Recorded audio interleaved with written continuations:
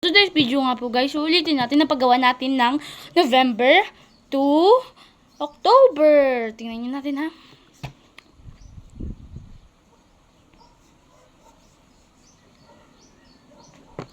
Hindi makita yung mama ko sa pintuan.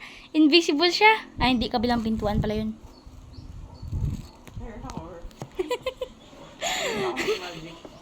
November to October. Tama la. So, tuturuan ko ngayon kung paano kayo maggawa ng ganito. Ito lang kasi yun, easy. Easy. Easy lang. Easy lang. Easy lang. Easy lang. Easy lang. Easy lang. Easy lang. Easy lang. Easy lang.